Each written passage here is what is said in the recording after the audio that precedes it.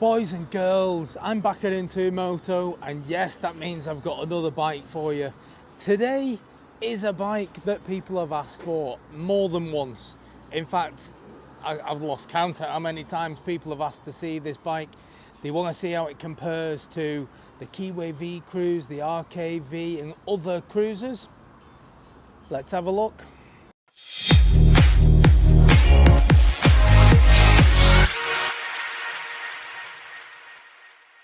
So this bike has been a bit of a unicorn for me. It's a bike that I've been keeping my eye out for so long. But the guys at Into Moto finally got one in and invited me down to have a look at it and to take it out and share the experience with you lot. So, what is it? Of course, it is the Zontes ZT125C. So it's the cruiser.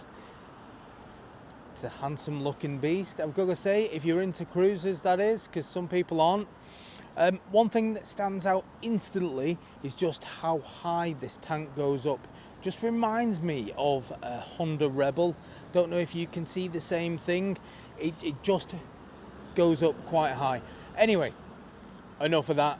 Let's have a look around the bike the usual way, and I'll throw some specs at you as we're going. There's the beautiful close-up. You can probably see the way that tank goes up a little bit better now. It is a good looking machine though. And the spec sheet is quite impressive as well.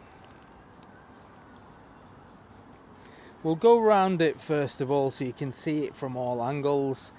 You can see this one is sporting the L plates already.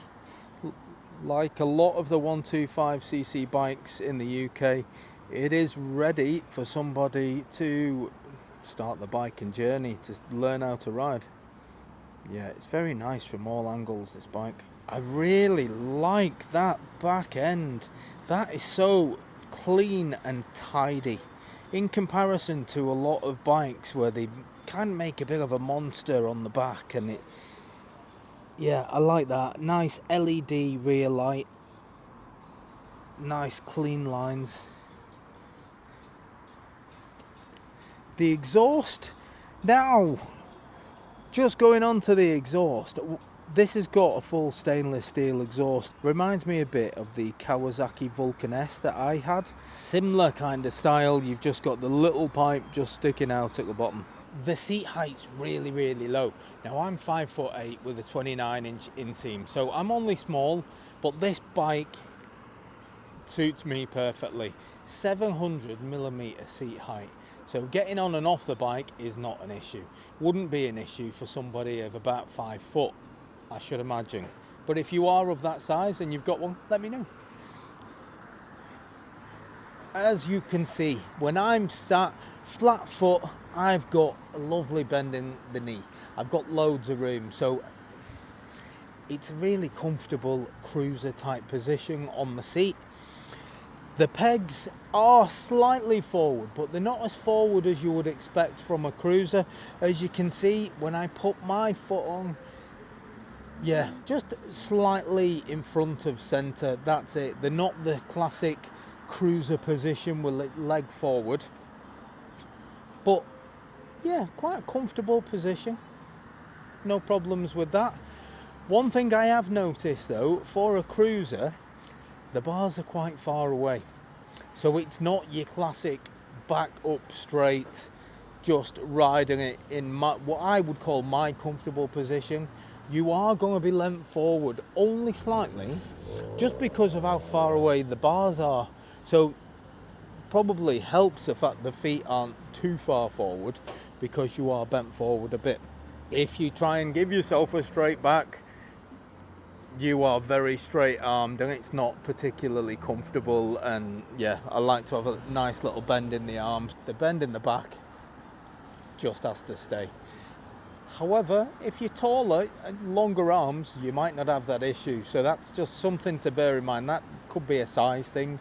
Anybody smaller than me will probably have the same issue. And it does tend to be people of my size and smaller that would go for something like this just because of the small seat height. But, as I've said, slight bend in the back, but it's not uncomfortable, it's only slight. The seat is nice and wide, feels really comfortable actually when you sat on it, and because the seat is so low, you don't feel like you're off balance with it, if you know what I mean. It doesn't feel unsteady, feels really well balanced when you sat on it, is kind of what I'm getting at, you know what I mean. So because it is so low, it means it's very easy to just walk about, and you can do it with absolute no mither at all. The bike itself, it's around the 150 kilograms mark, so it's maybe slightly heavier than average for a 125, but it's still pretty light. If you're used to a bigger bike, a heavier bike, it feels really, really light, this bike. I have pushed it around outside, and yeah, there's nothing to it really. I think because the bike is so low, all the weight feels really low down. So even though the figure of 150 kilograms might seem high to some, doesn't feel like it when you're pushing it around. Just the slightest touch.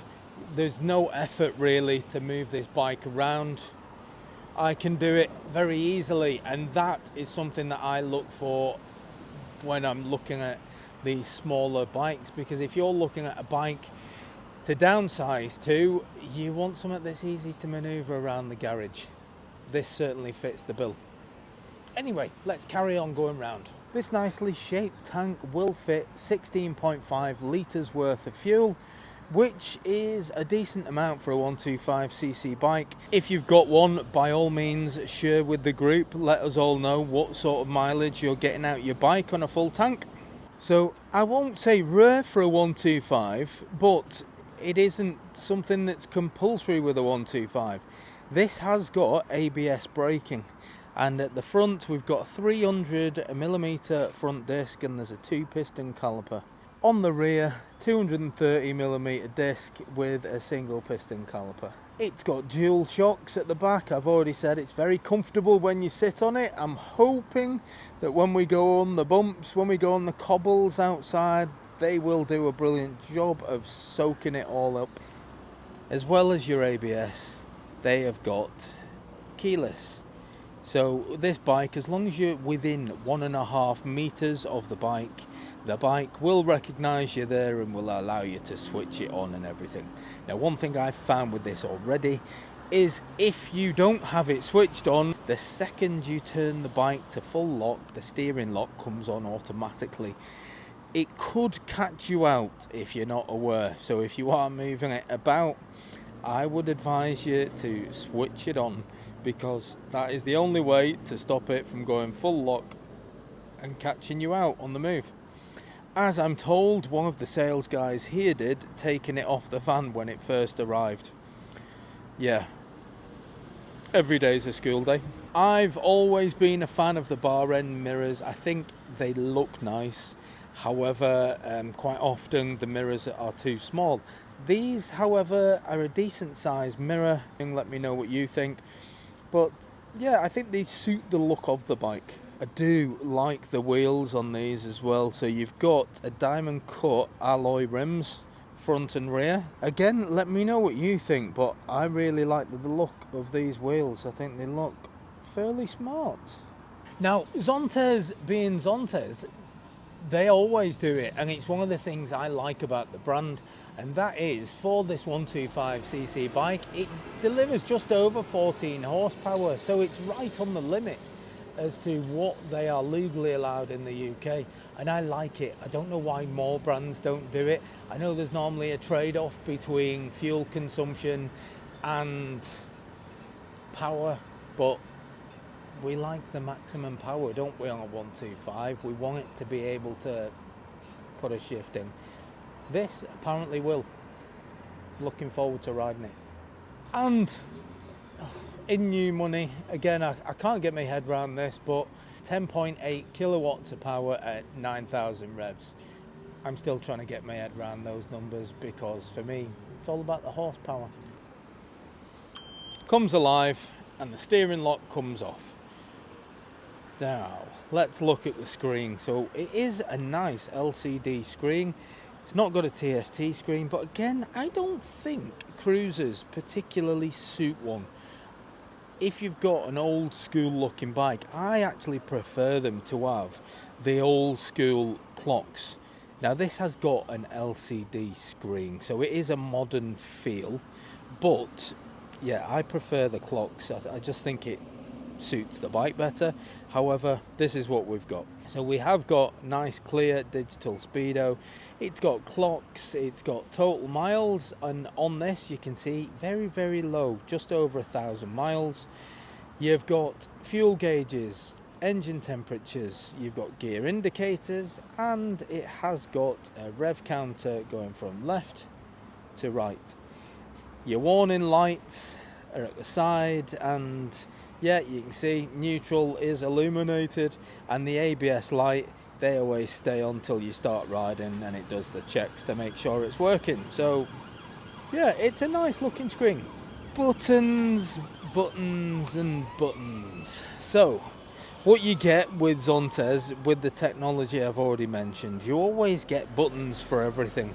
So with this, you've got your horn, your indicators, your hazard lights, there's a mode button, a set button, there's a high and a low beam, and a flash. So more than your average for the left hand side. Right hand side, again, more than what you'd get anywhere else. One, because it's keyless, because you've got an on button, you've got an engine start button, you've got lights on and off button, either an additional light at the front, or sometimes it could be like your back lights. And I'll have to see if these are actually backlit, because I do like that buttons can be backlit, especially in the evening. So much easier when you're searching for a button.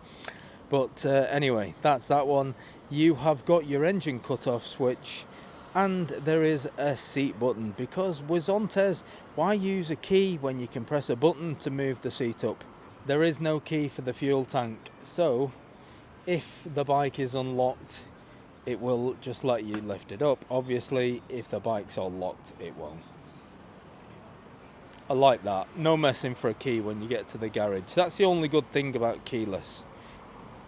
Albeit, a lot of keyless bikes I've been on, you still need a key to open the fuel tank. You just don't on this. To turn the bike off, because I don't want to drain the battery, you press and hold your on button, and we're off. Alarm set, and steering lock's not on because we haven't gone full lock, but it's just something to be mindful of. Seat wise, I like the seat, as I've said when I sat on it, very comfortable wide seat. There is a rear seat, there is room for a rear pillion. However, if you look at my hand spread across the back, it's only a small seat. There isn't any grab handles. You can go bucking bronco if you want and use that. Not a fan of just that to grab onto. There is rear pegs, you can see with these ones, there's no marks on them. I don't think anyone's ever been on the back of this bike, even though it is a used model. But in the UK, L plates mean you're not allowed to take anyone on the back, so that probably explains that. You can see the front ones, though, to be fair, it's not being used very often, this bike. It's only got 1,000 miles just over on the clock. So everything about this bike is very nice, clean and tidy. It does just have the side stand. They don't have centre stands. I don't know if it's an optional extra for the bikes, but what I find a lot of the time with cruisers is they just have the side stand. There's only one more thing for me to do, and that is to take it out for a little ride and see. Now, the things I'm looking for in this ride is I want to see how this compares to the Keeways, because for me the Keeway vcruise and the RKv are probably the closest match to this bike, and a lot of people that like one tend to like the other, but they always ask about the other because quite often you can be torn between both or all three if you're looking at buying this style of bike. So I want to see how it compares on the ride, comfort, and importantly performance. So I'm going to do a performance test on it.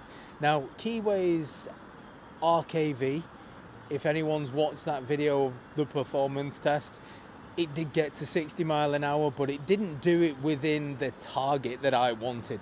It was all right for performance, but it wasn't the quickest. I want to see if this is any better. Let's go and find out. Stay with me for the test ride. Okay, so this is the fun time. Helmets on, we're ready to go. I want to see what it sounds like. Well, I want to hear what it sounds like. I'm not going to see how it acts. Well, you know what I mean. Can't get my words out. It's still bright and early. We've got blue sky, but there has been lots of frost on the road. So I'm going to take it easy. So nice and easy to switch on. Just as I say, as long as I've got keys in my pocket, we're all right. We're in neutral. Oh. Okay, now I would bet you can't hear that because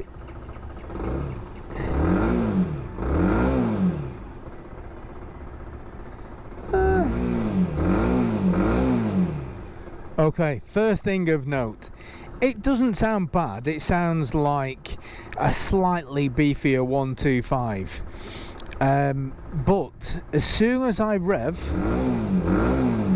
little rev there up to 7,000 revs, I'm getting a lot of vibration in my special gentleman's place. So yeah, there is a little bit of vibration. However, I'm only revving it in neutral, so we'll see if it does the same when we're out and about. Oh, now it's one thing with the mirrors. Now I don't know if it comes across on camera, but if you look on the camera where my arms are, the mirrors are kind of hidden behind my arm. I can't actually see them, so I'm going to be doing a lot of this while I'm riding to have a look behind me, which isn't ideal, but it's the sacrifice you've got to make if you want this kind of look. I've already shown you how easy it is to move, but slow speed, what we're going to do is just bimble it around, full lock on.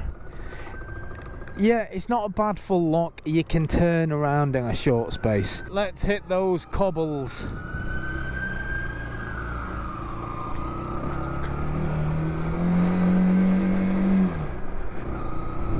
Oh, now I do like the gear changes. It changes gear really smoothly, just like you'd expect off a brand new bike. The slightest touch with your foot and it slips into gear. No drama, no clunking, just nice. We're off to a very good start. Nice parking. So it is cold, but it's very bright, and the screen isn't affected at all. As you can see, even though there are slight reflections, you're going to get that on any surface like a screen. You can still see all of the numbers and figures as you're supposed to, so I like that. They've obviously not cheaped out on the anti-glare protection or whatever it is they're using. Up to 30 mile an hour, there's not a problem really. It gets to 30 mile an hour up to normal road speeds without any fuss or drama. The mirrors, yeah, they're a bit of a pain having to do that. I don't know whether, if it was my bike, I'd probably have to switch the mirrors and put them up a bit so I didn't have to keep moving my arm every time I wanted to have a look behind me. I just find that to be a bit of a faff, and not one that you want to be doing constantly, because they are there for safety. We're on 4,500 revs. I am getting a little bit of vibration from the seat. Now, I don't remember getting anything like that on the Keeway. The Keeways seem to be a little bit more refined when it comes to the vibrations. Now, I'm getting a little bit of a tickle around my giggleberries, let's just say that. Let's keep it PG. So yeah, I'm getting like a little bit of a buzz around those from the vibration. It's actually quite a delightful experience. Who's gonna put a bet on? Is this gonna be better for performance than Keeway's vcruise? I don't know. I'm very torn at the minute. Initially riding it, it seems very similar as far as performance goes. It doesn't feel to be particularly quick, but it's a cruiser and it's not really something that I expect off a cruiser anyway. Yeah, those vibrations are coming back again. So if you do take the revs higher, if you leave it in gear a little bit longer, the tingles around your special place get a little bit more tingly. It actually makes it a lot more pleasant actually. So if you see me riding in a very low gear at high revs, it's just because I'm giving myself a little thrill. Yeah, I'm joking. Well, actually, no, I'm not joking. It's true. It does give you that little bit of a nice tingle that I actually don't mind it. A bit of vibration never hurt anyone, but it did give me a smile. Going uphill at this point, and we're in 6th gear. I've got it fully pinned, and we're doing 55 miles an hour. Not increasing speed, but I'm not losing speed either. So when you're going uphill, the fact that we can sustain a 55 mile an hour speed with a heavy lump on like me is actually quite good. I have had other bikes up here that have struggled to do 50 and keep it at 50. Let me just pull over here for a very short moment. Okay, so people who've been subscribed for a while, people who've watched my performance tests, they know what I'm doing, and if you're new to the channel, this will be new to you. But what we've got here, we're in the UK. This road is a national speed limit road, so it carries a 60 mile an hour maximum speed limit. Now from this roundabout, I'm at my usual place, which is a little grid on the floor there. That's my starting point. Now what I do from here is I give it the full beans, increase speed as quickly as I possibly can, and the aim is to get to 60 mile an hour as quickly as I possibly can. Now some 125s, the faster 125s, can get to 60 mile an hour before a sharp left hand bend as we go down. Some 125s can't make that. In fact, the majority, in fairness, can't make that. But after the left hand bend, there's a long straight, and they generally get to 60 mile an hour on that long straight. There are some bikes, however, that have still failed to get to 60 mile an hour at that point. They're very rare, but there have been some that have struggled to get to an indicated 60 mile an hour. So we're going to see how this fares. Don't think we'll have a problem getting to 60. It's just whether we can do it by that first bend. I'd be shocked if we did, because it tends to be the sportier 125s that do that. But let's get ready to go.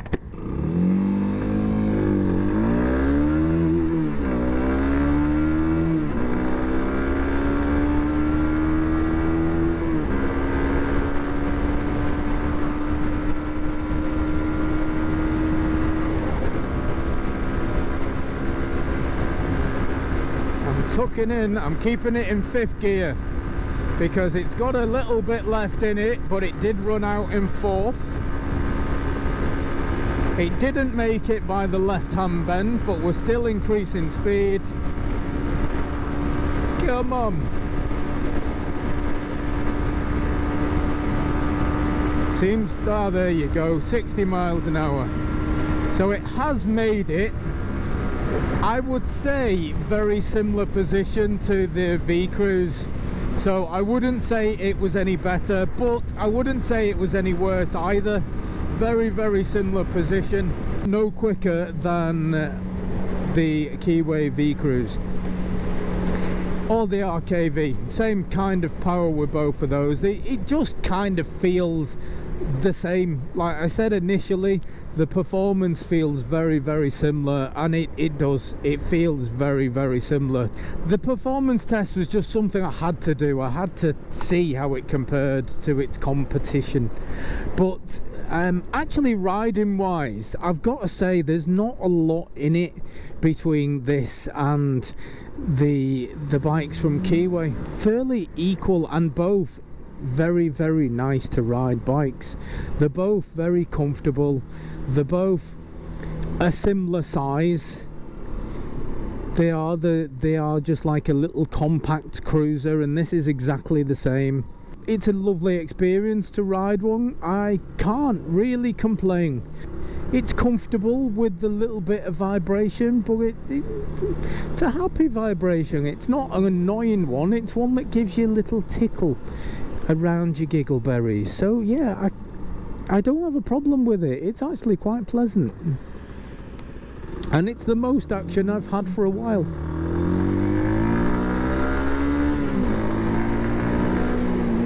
And it's alright for the little overtake at the traffic lights. It's got enough power to get away from traffic. I haven't got anything to complain about, because that little bit of vibration is just that.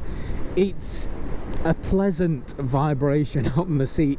I'm getting little to no vibration in my hands. It's just the seat, and because of where the vibration is and how it's being delivered, it just comes across as like a little bit of a tickle. So it's weird.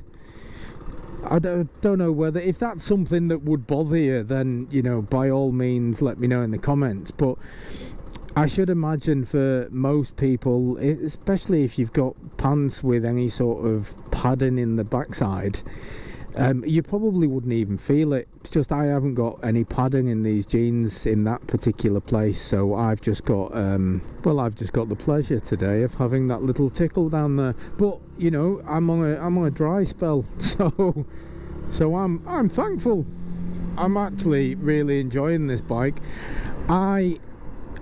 Normally I would ride something like this, like I have done in the past on similar cruises, and I've always gone back and said, yes, I prefer the vcruise or the RKv, because I really do like both of those bikes.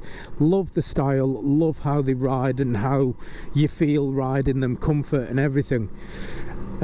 And this, I've got to say, is worse than those bikes. I've got to say that from a riding point of view, I have to put this very much on par with those bikes that I've just mentioned.